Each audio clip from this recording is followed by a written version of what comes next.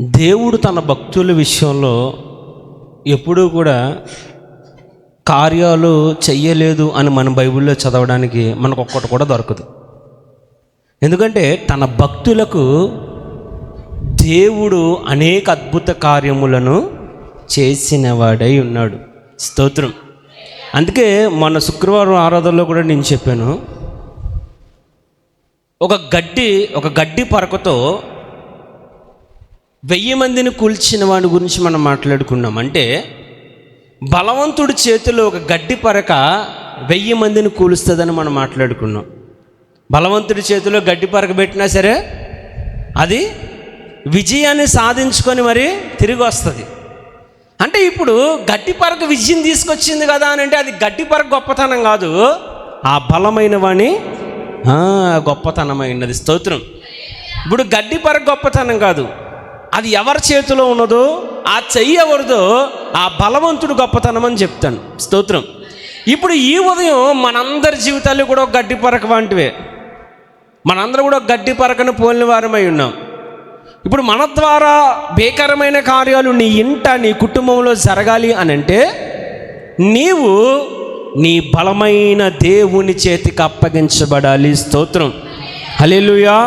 దేవునికి మహిమ కలుగును గాక. అంటే ఇన్ని కార్యాలు ఎలా జరుగుతున్నాయి అని అంటే మన వెనకాల ఒక బలమైన దేవుడు ఉన్నాడు. స్తోత్రం. ఆయన బలమైన ఆశ్రయదుర్గమై ఉన్నాడు. ఎవరైతే ఈ ఆశ్రయదుర్గము దగ్గరికి అప్పగించబడతారో, ఎవరైతే ఈ బలమైన దేవుని చేతికి అప్పగించబడతారో వారి జీవితాల్లో దేవుడు కార్యాలకు కొదువు లేకుండా సాగిస్తూనే ఉంటాడు. స్తోత్రం. దేవునికి మహిమ కలుగును గాక. స్తోత్రం. మన జీవితాల్లో కొన్ని సందర్భాల్లో కార్యాలు జరగడం ఆలస్యం అవుతూ ఉంటుంది.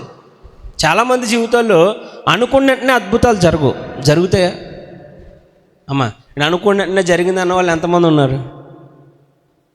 అంటే కొన్ని సంవత్సరాలు పడతాయి, కొన్ని నెలలు పడతాయి. నువ్వు ఇంకా పూర్తి విశ్వాసంతో ప్రభు దగ్గర ఉంటే ఒక నెలలో జరగవచ్చు, లేకపోతే ఒక క్షణంలో, ఒక రోజులో, ఒక రాత్రిలో జరగవచ్చు. అంటే నీ విశ్వాసం ఎంత గొప్పదైతే నీ పక్షాన కార్యాలు కూడా అంత త్వరగా జరుగుతాయి. స్తోత్రం. అంటే ఆధారపడే విధానం మనకు ఉండాలి.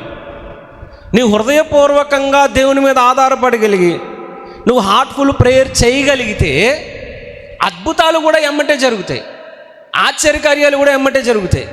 అవి జరగాలి అంటే నీ భక్తిలోనే ఉన్నది, నీ ప్రార్థనలోనే ఉన్నది. అది ఎంత స్పీడ్గా కార్యం జరగాలనేది నీ మీద ఆధారపడింది.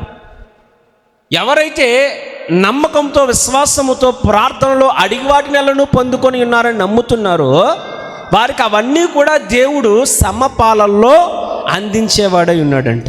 ఆమేన్, ఆమేన్.